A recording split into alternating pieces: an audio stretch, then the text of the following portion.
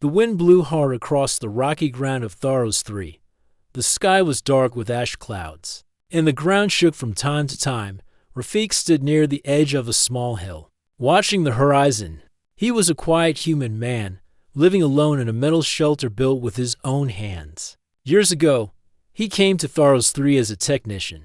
His job was to fix old machines left behind by the first colony. Over time, most humans left the planet, but Rafik stayed. He liked the silence and the wide open land. That day, the wind felt different. It carried smoke and dust, and far away, red light flickered like fire. He picked up his scanner and checked the readings. A nearby marine village was in trouble. The scanner showed heat waves, broken signals, and strange sounds. Rafik narrowed his eyes. The marine were not human. They were tall, graceful beings with smooth, silver-blue skin and deep-colored eyes. They lived peacefully in their own areas, and Rafik respected their space. But something was wrong. He walked back to his shelter and grabbed a water pack, a small medkit, and a heat blanket. Then he climbed into his old transport buggy and started toward the village. The road was rough and covered in small stones, but he drove carefully. Smoke began to fill the sky as he got closer.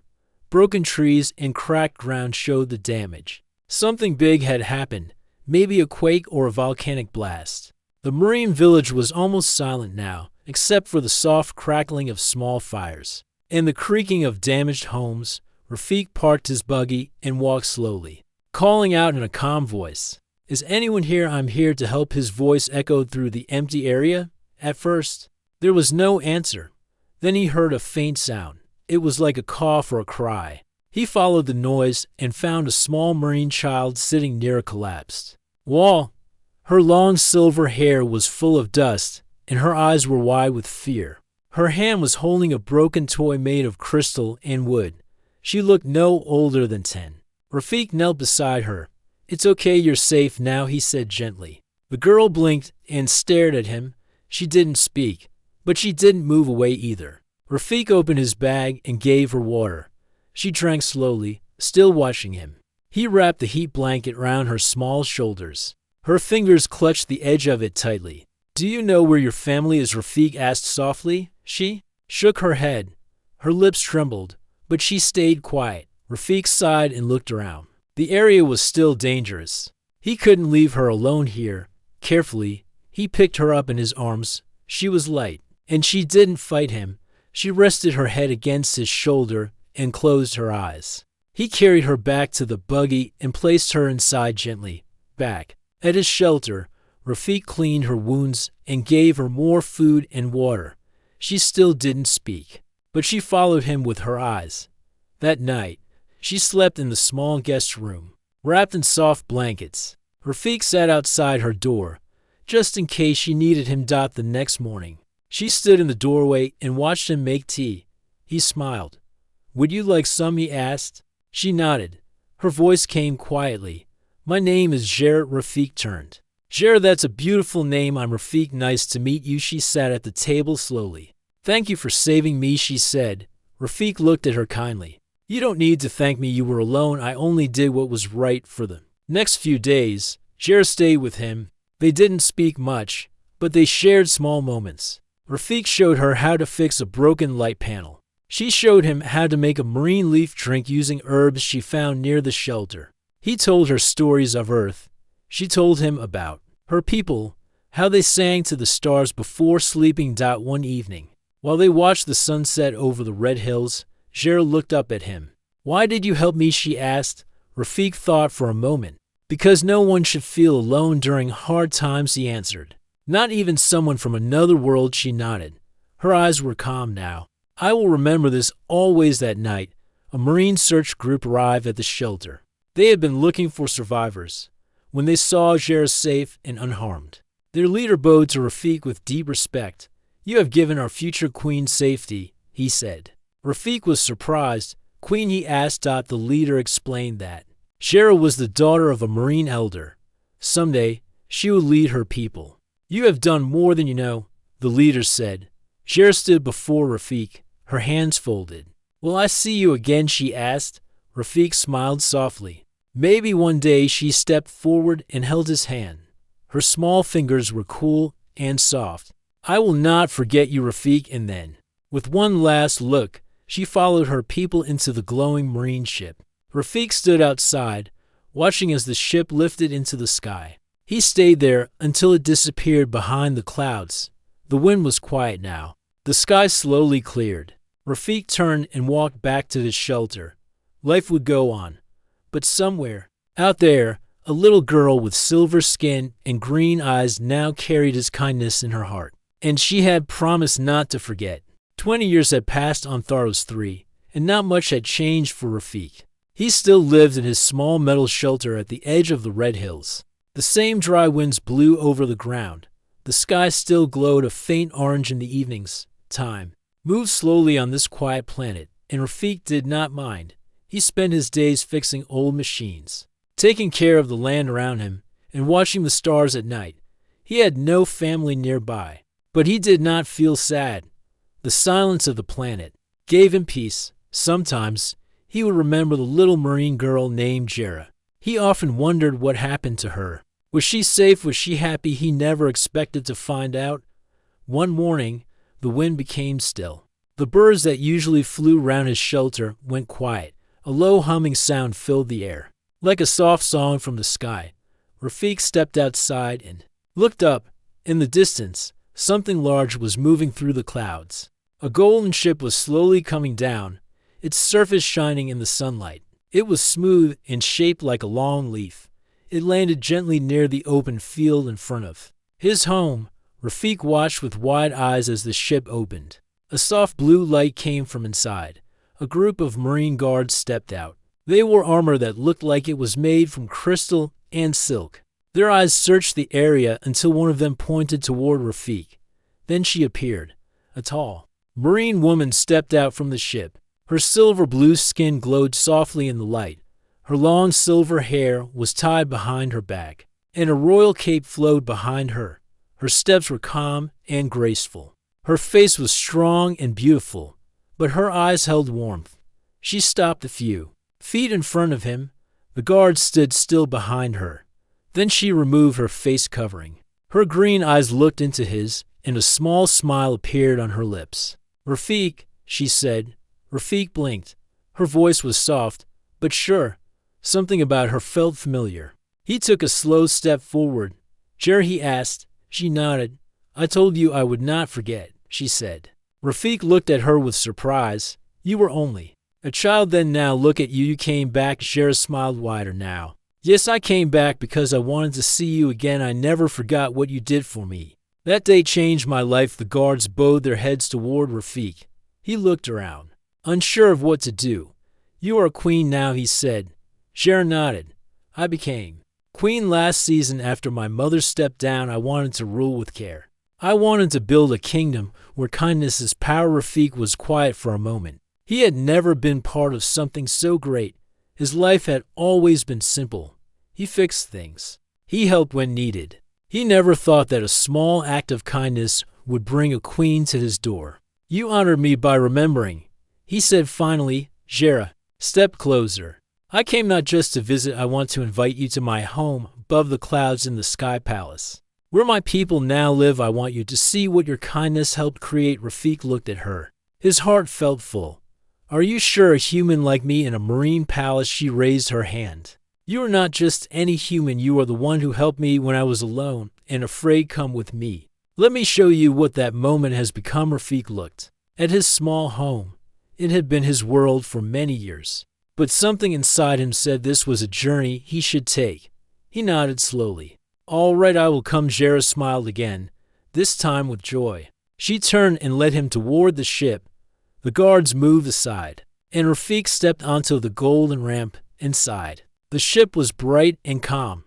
The walls seemed to sing softly. A chair, shaped like a flower, opened for him. He sat, feeling a mix of wonder and nervousness. As the ship rose into the sky, Rafik looked down at the red hills, the small shelter, the quiet land that had been his home. Then he looked at Jera sitting across from him. She had grown into someone strong and wise, yet the kindness in her eyes was the same as before. They flew through the clouds, past the edges of Tharos 3 and into the sky above. There, floating in space, was something that took Rafiq's breath away. A giant palace made of light and crystal hung above the planet like a star. It shimmered with blue and white colors. Gardens floated around it in small orbs. Ships moved like birds between the towers. The whole structure pulsed with energy and peace. "Welcome to Marina," Jera said. "This is the home of my people now. A place where we live with hope and unity." Rafiq stepped out of the ship and onto a smooth path. The air felt fresh and soft. Music floated through the wind. Marine citizens walked by, dressed in flowing clothes, smiling gently. Some bowed when they saw Jera. Others looked at Rafiq with curiosity and respect. Jera showed him the palace halls. The floors were made of glass that showed the stars below. Lights moved like water along the walls. In the center of the palace was a tree made of silver branches and golden leaves. It sang softly with every breeze. "This place was built with dreams and memories," Jera said. "And one of those memories is you." Rafiq was silent for a moment. "I never thought helping a lost girl would lead to this." Jera turned to him.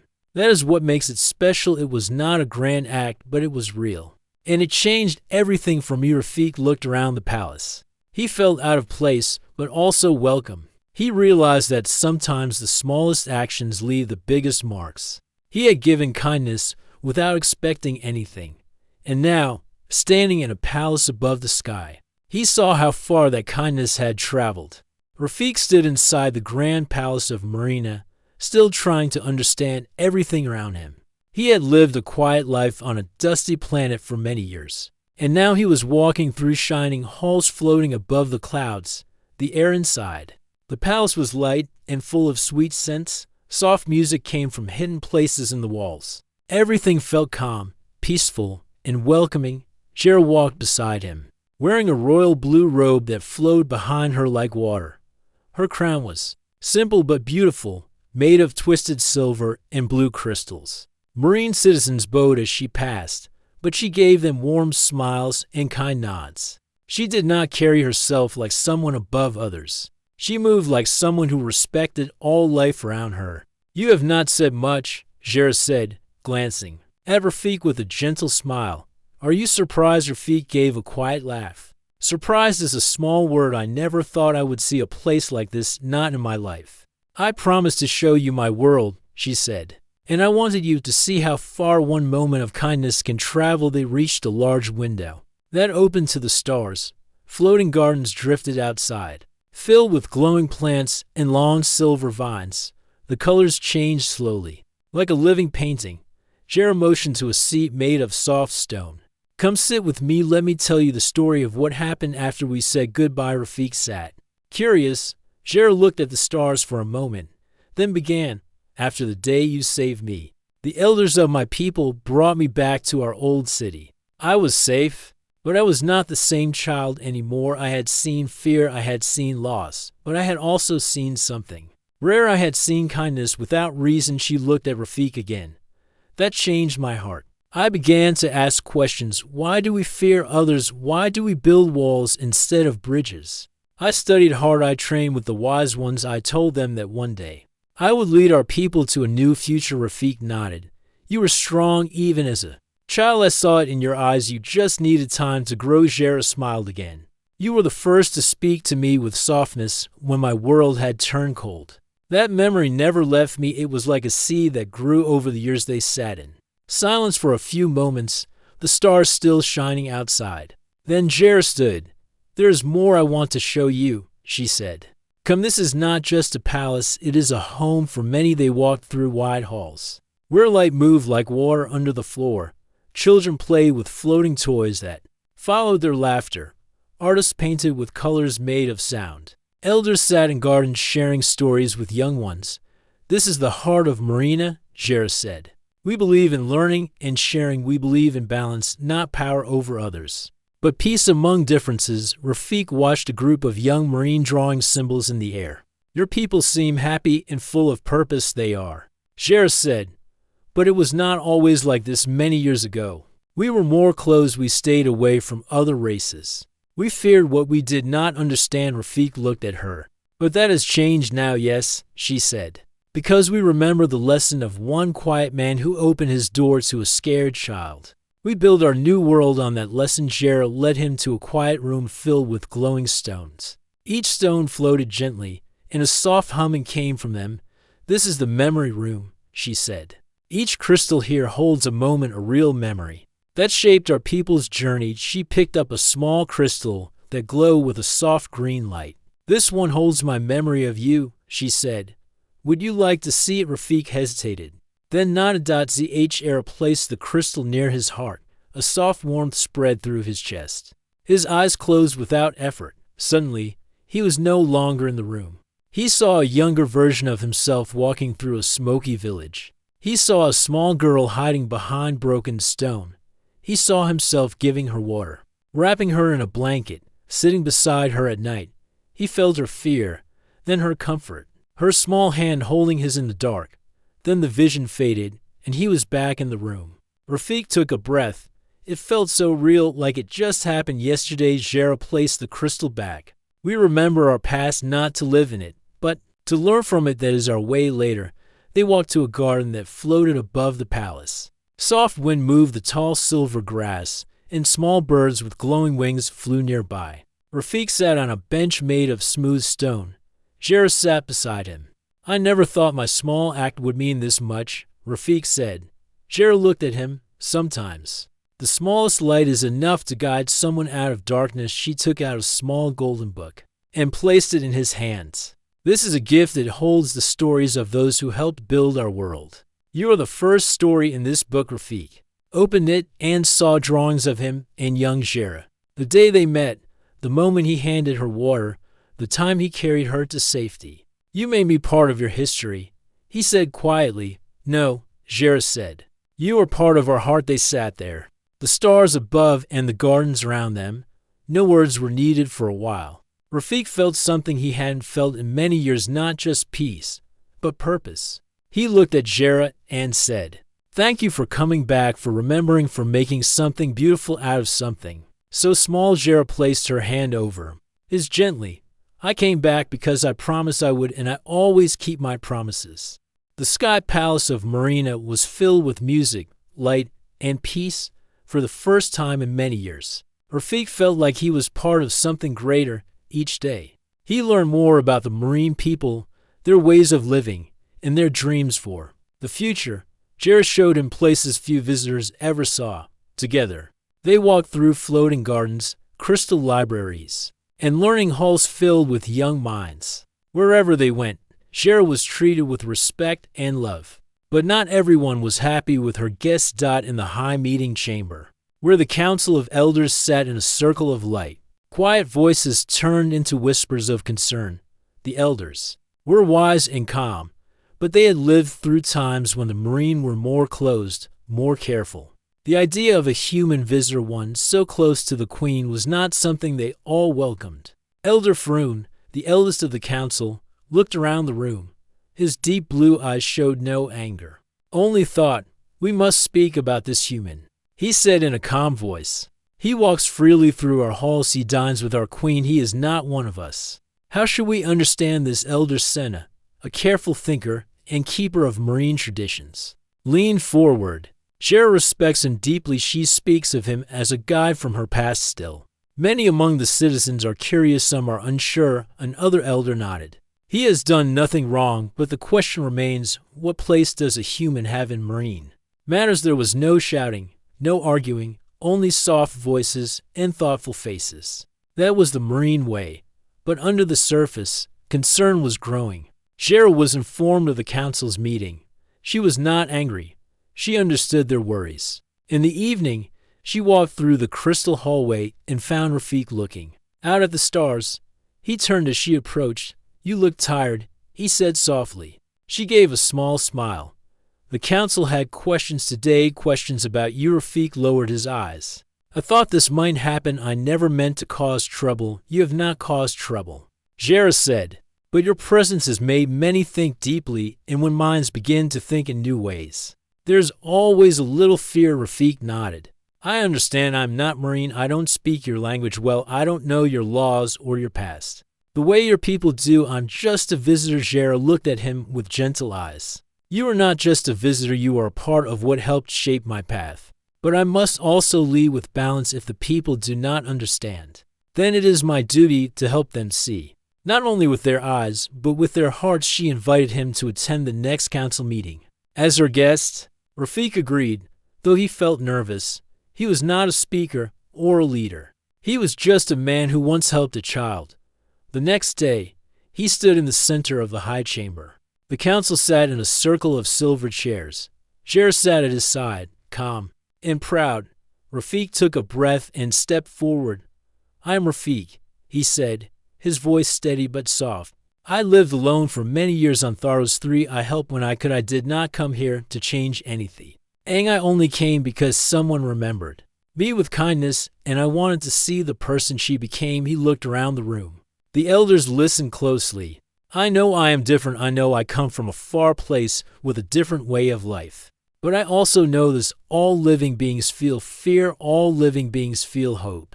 And sometimes, one kind action is enough to give someone the strength to rise again. That is what happened with Jera, and now I see that her kindness has grown into something great. He paused, then added, I do not want a title, I do not want power, I only want to see this place grow. I believe your people have something beautiful, and I feel lucky to witness it. When he stepped back, the room was quiet. Then Elder Froon stood.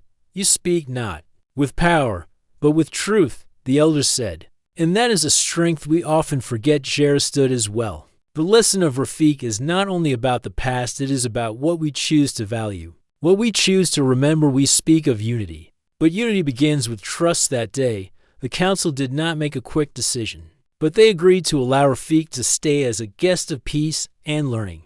The choice was not made with fear, but with care. Later, as the sun dipped below the edge of the palace, Jera and Rafik walked through the garden paths once again. You handled yourself with grace, she said. Rafik smiled a little.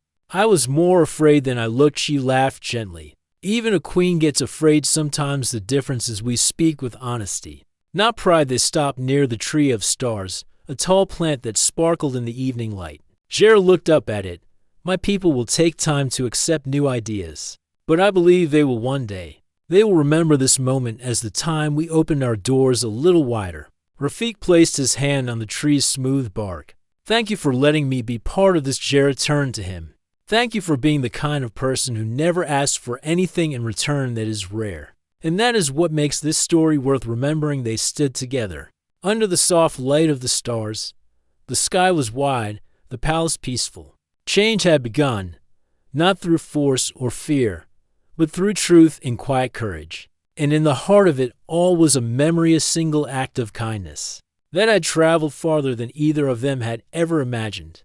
The sky palace of Marina was alive with soft lights and gentle music. Rafik had grown more comfortable in the floating home of Queen Jera. Each day, he met new marine citizens and learned about their peaceful ways. But the queen wanted to share something very special with him, a place few had seen and an experience few had felt. One morning, Jera took Rafik's hand and led him through long halls filled with glowing stones. Their light shifted softly in colors from blue to green to silver. At the end of the hall was a large room, quiet and still. The walls were lined with crystals that floated gently in the air. Each crystal shined like a star and hummed softly. This is the memory room, Jera said in a soft voice. Here, we keep the memories of our people. Not only the past, but the moments that shape who we are. Rafik looked around in wonder. How do these crystals hold memories? He asked. Jera smiled. The marine have a way to share thoughts through energy. These crystals collect feelings, images, and sounds from our lives. When someone touches a crystal, they can feel what happened long ago or far away. She pointed to a small green crystal glowing in the center. This one holds my memory of you. Rafik was surprised. Me, he whispered. Jera nodded. Would you like to see it? He nodded slowly. Jera handed him the crystal. It felt warm in his hand. As he held it near his chest, a soft light filled his mind. Suddenly, he was no longer in the room. He was back on the smoky ground of Tharos 3, the day he found young Jera. He saw the village burning and the sky dark with ash. He saw himself walking through broken walls, calling her name. He felt the fear in her eyes as she hid behind stones. He saw himself giving her water and wrapping her in a blanket. He felt her small hand hold his. He heard the soft sound of her breath in the quiet night. The memory was clear and real, like living a moment again. When the vision ended, Rafik opened his eyes. Tears were in his eyes. It was like I was there again. I could feel everything. Jera took the crystal back. We remember not only to know where we came from, but to feel the love and hope that guided us through hard times. Rafik wiped his eyes. Thank you for sharing that with me, she smiled gently. There's one more I want you to see. She led him to a larger crystal glowing softly in silver and blue. This holds your memories. Not only your past, but the quiet moments you thought were small. Rafik took the crystal, and again, warmth spread through him. He closed his eyes and was taken back to his own lonely nights. He saw himself sitting outside his shelter, looking up at the stars, wondering about the girl he saved. He saw small moments, fixing machines, walking under the red sun, dreaming of a future where kindness mattered. The memory was simple but full of feeling. When he opened his eyes, Jera spoke softly. Your kindness stayed with me, and your quiet hopes stay with you. We are connected not by blood, but by memory and trust. Rafik smiled. I never knew my small acts could grow into something so powerful. Jera placed her hand on his shoulder. That is the power of kindness. It grows, it travels, and it changes the world in ways we cannot always see. At first they stayed in the memory room for a while longer, sharing quiet moments of understanding. Then Jera took Rafik to the palace garden, where soft silver trees glowed under the light of distant stars. They sat together under a tree with branches that shimmered like glass. Memory is not only about the past, Jera said. It is about what we carry in our hearts. What we choose to remember shapes what we become. Rafik looked up at the stars.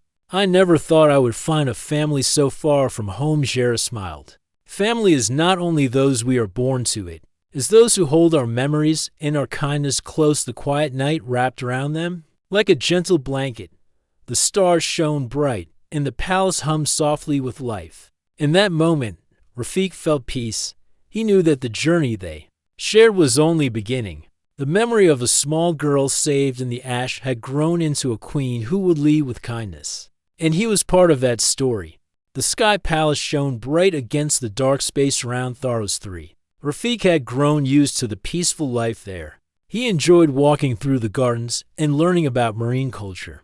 Queen Jera had become more than a visitor's guide. She was a true friend. But peace was not certain. One morning, the calm was broken by a message from the distant edge of the galaxy. An old enemy, once thought defeated, had begun moving again. The Marine remembered the long war from many years before. The enemy was called the Kreth, a fierce race that wanted to control the galaxy by fear. Jera gathered her council in the Great Hall. We must prepare, she said, her voice steady. But I do not want war.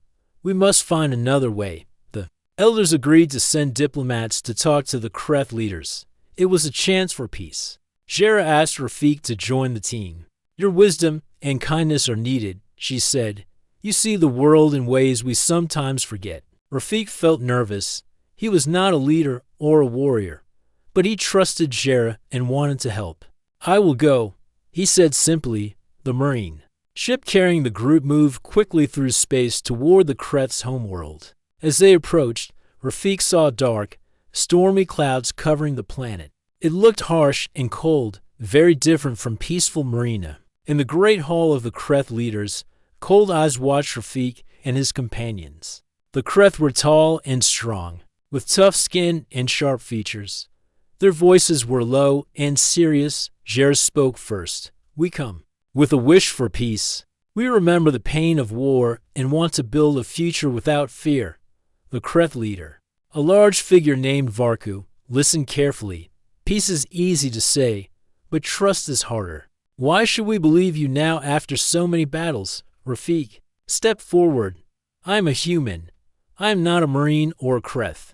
I come with no weapon or power, but with an idea. What if peace could be built not by force, but by sharing what we each need? He explained how knowledge and healing materials could be exchanged.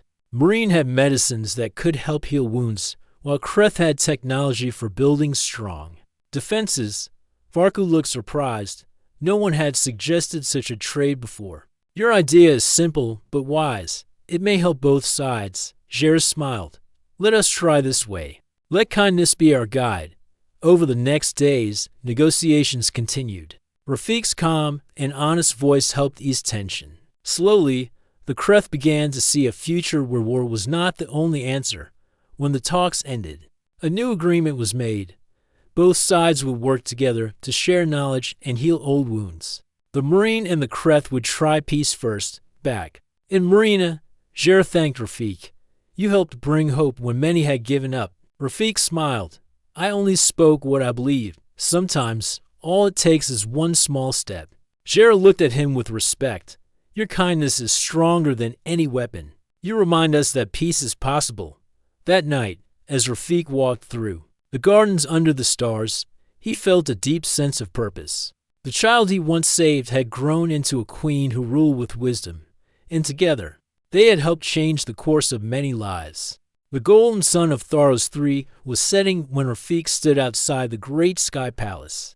His time in Marina had been full of new experiences and quiet lessons. He had seen wonders he never imagined, met people who changed how he understood the universe, and deepened his friendship with Queen Jera. Now, it was time to return to the quiet land he called home. Jera walked beside him, her calm eyes shining with warmth and something like sadness. Are you sure you want to leave? She asked softly. Rafiq looked around at the shining walls and floating gardens. He smiled gently. This place is amazing. I will never forget it, but my heart belongs to the quiet hills and the simple shelter I built. There it is where I find peace. Jera nodded, understanding. Then you must go, but not empty-handed. Before he could ask, she reached into a small box and took out a seed no bigger than his thumb. It shimmered softly, its colors shifting like a flame. This is a marine seed, she explained. It is special. It grows only when kindness and patience are given. Plant it in your home. Let it remind you of what we have shared. Rafiq took the seed carefully. Thank you. I will treasure it. They walked to the ship. As they prepared to leave, Jera stopped and looked at Rafiq closely. You changed my life once. I want to change yours now, she said. You are not just a friend. You are part of my story.